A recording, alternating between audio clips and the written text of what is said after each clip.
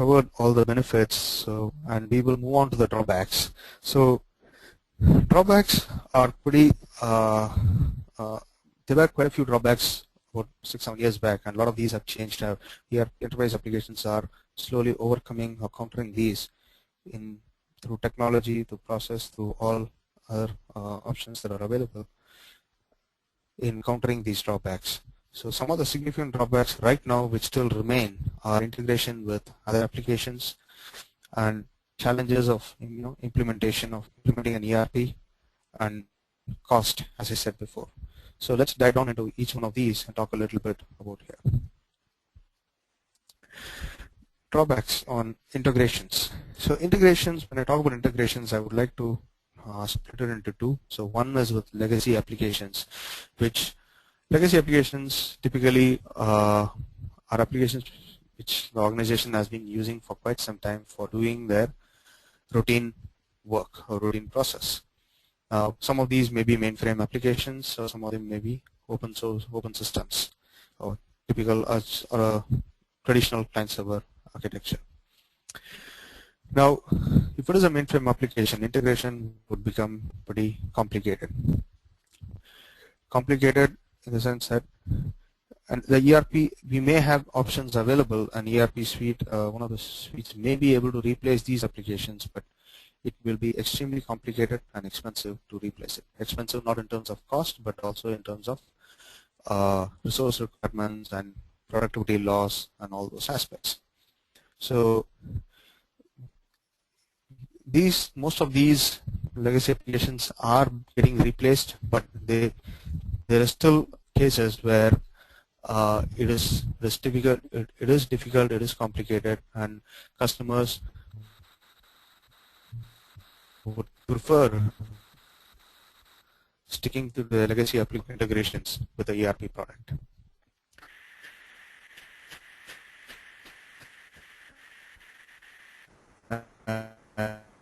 And while users, the employees would have been using the legacy applications for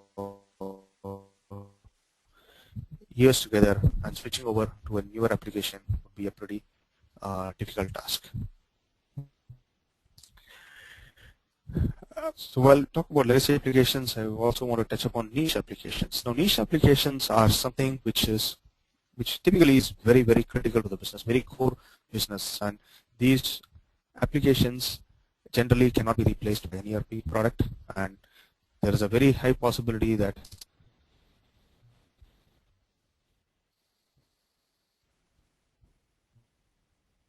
the only option would be to integrate it.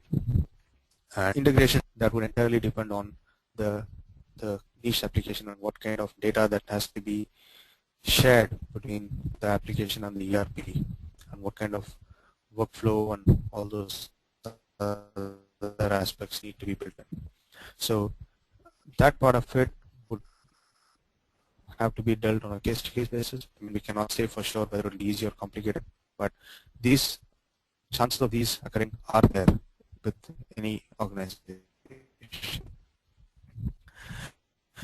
Implementation challenge. So as said, so any ERP implementation is an opportunity for an organization to change the business process.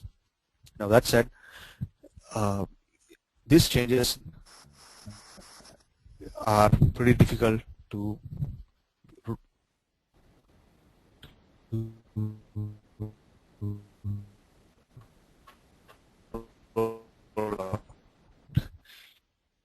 users always resist process change, and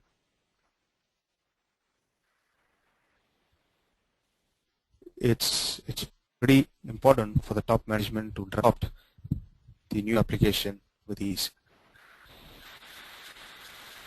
And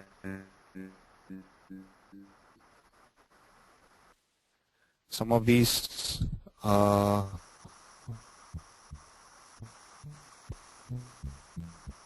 can be eased, keep changing. There would be upgrades and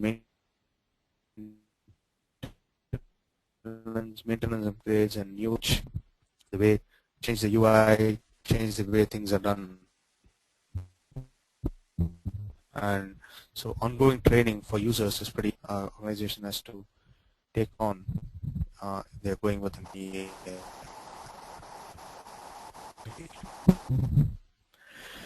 So by far the biggest challenge, biggest drawback with all cutting edge ERPs is the cost and the upfront cost.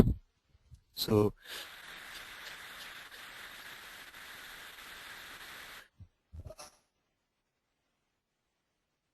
cost vary business on a domain basis, so it varies from product to product, and these costs can be significantly high.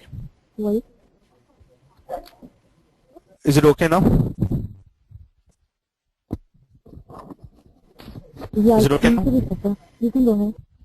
Oh, okay. Okay, yeah.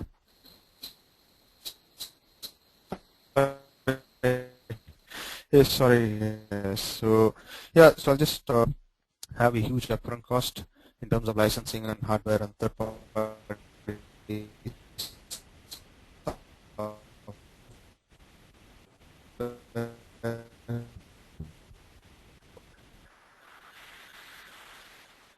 I think that's couple of other pretty, factors. So can you please come close to the mic?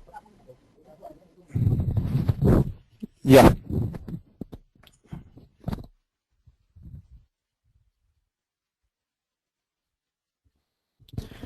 Okay. And in addition to the license cost, we also have the huge hardware costs that cutting edge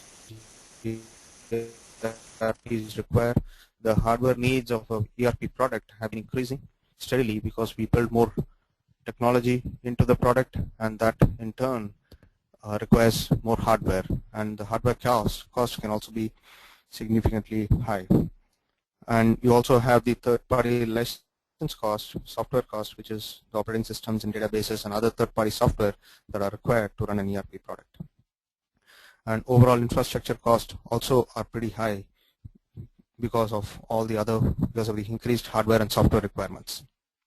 So an enterprise application in general, traditional setup is a high investment option, and organizations need to consider this before going ahead.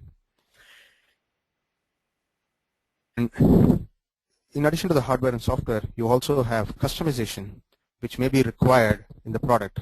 No ERP product can meet 100% of the needs of an organization, and customizations would be required.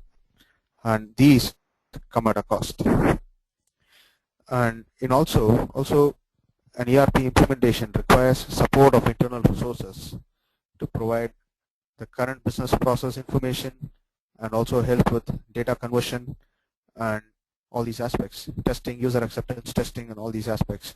So all these together would translate into a productivity loss which the organizations have to manage. So these are again costs that come with implementing an ERP. In addition to the upfront costs, there are also recurring costs with an ERP product in terms of annual support cost. AMCs are pretty important to keep getting the maintenance upgrades, patches, fixes, support for any issues that the organization sees. So from all these angles, an ANC is pretty important for an ERP, and these also come at a cost, along with that AMC for hardware and third-party software also. And while the organization keeps growing, there may be need for additional licenses, and these would also increase our recurring expenditure. As I said earlier, in the benefits section also, I spoke about lowering cost because of an ERP. While in some cases, the additional licenses may not need to be purchased. That depends on the product.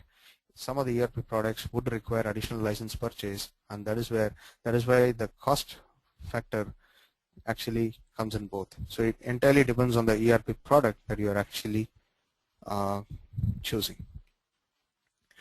And in addition, as with the upfront cost, upgrades and maintenance also come with costing from internal resource requirement. Internal resources will be required, and these also come at a cost.